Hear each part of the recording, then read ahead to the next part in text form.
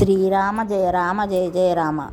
శ్రీ చాగంటివారి శ్రీమద్ రామాయణ ప్రవచనము కిష్కింధకాండ స్వయం ప్రభ వృత్తాంతము. వానరులంతా ఆ బిలంలోకి వెడితే ఖచ్చితంగా నీళ్లు దొరుకుతాయి అనుకున్నారు.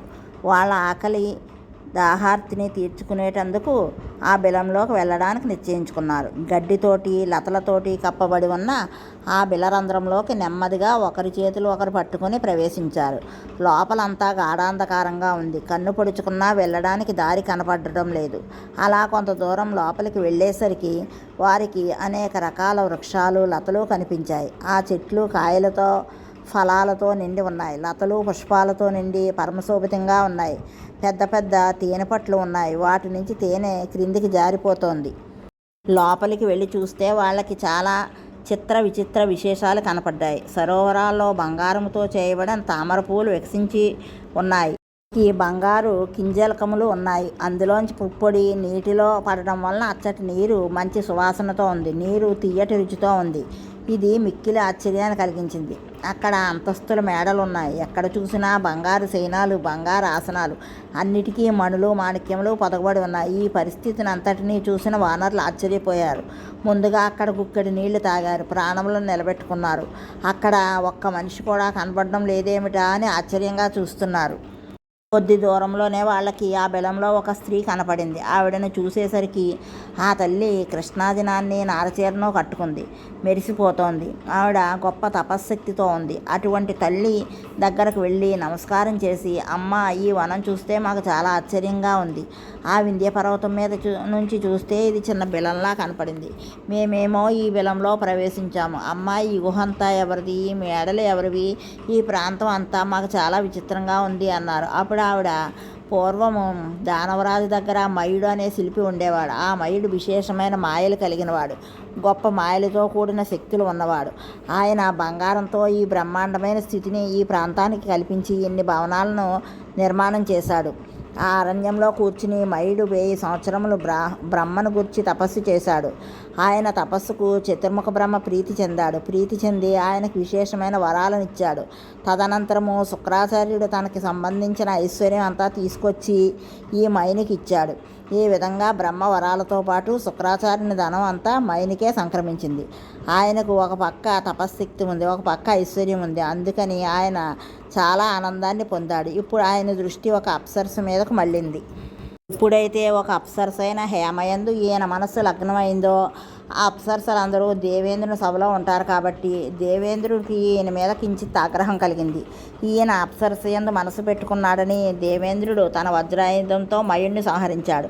ఆ కారణం చేత ఆ కాలం నుంచి ఇన్ని సౌదాలకి, ఈ వనానికి, ఇంత గొప్ప ప్రాంతానికి అధినాథుడు అన్నవాడు లేకుండా పోయాడు.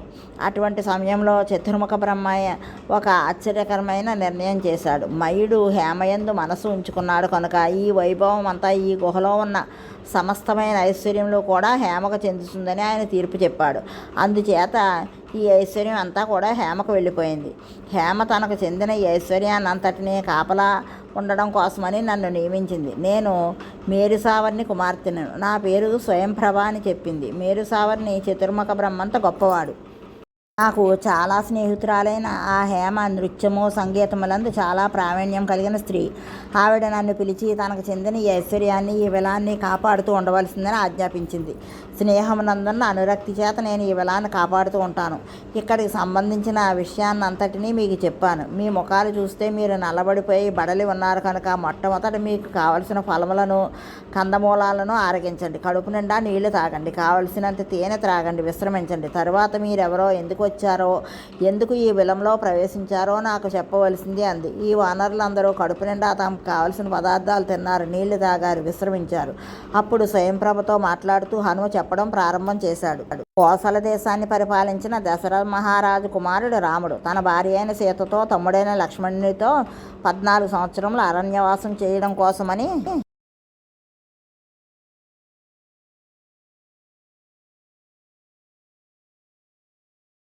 ఇచ్చిన మాట ప్రకారము దండకారణ్యం వచ్చాడు. కానీ సీతమ్మని రావణాసురుడనే రాక్షసుడు అపహరించాడు. సీతమ్మ తల్లిని అన్వేషిస్తూ వారు కిష్కింధకు చేరుకున్నారు.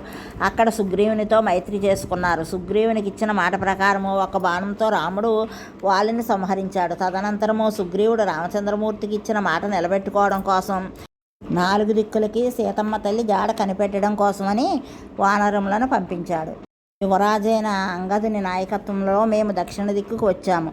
అలా వచ్చిన వారిలో నేను ఒకడిని. నా పేరు హనుమ. తల్లి, మేము ఇక్కడకు సీతమ్మను వెతుకుతూ వచ్చాము. వింధ్య పర్వతంలో ఉన్న గుహలన్నింటినీ కూడా వెతికాము. మాకు సీతమ్మ తల్లి దర్శనం కాలేదు. మేము విశేషమైన దాహార్తిని పొందాము. ఆకలి వేసింది. మాకెక్కడా నీళ్లు దొరకలేదు.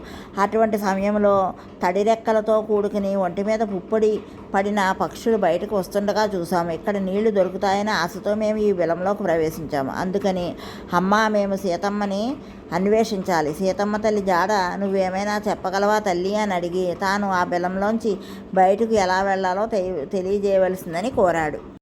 ఈ బిలంలోకి మృగములు తప్ప మిగిలిన నరవానరముల వంటివి ఏమైనా లోపలికి ప్రవేశిస్తే ఇక్కడ మళ్ళీ ఆ శరీరంతో ప్రాణాలతో బయటకు వెళ్ళడం కుదరదు. ఇక్కడకు వచ్చిన వాళ్ళు ఇక్కడ ఉండిపోవడమో లేకపోతే ఇంకా ఇక్కడ నుంచి బయటికి బయటికి వెళ్ళడానికి ప్రయత్నం చేసి ప్రాణాలు పోగొట్టుకోవడమో జరుగుతుంది. అందుకని ఇక మీరు వెళ్ళడం కుదరదు. ఇక్కడ ఈ గుహలో ఉండవలసిందే. కానీ నేను మీకు ఒక ఉపకారం చేసి పెడతాను.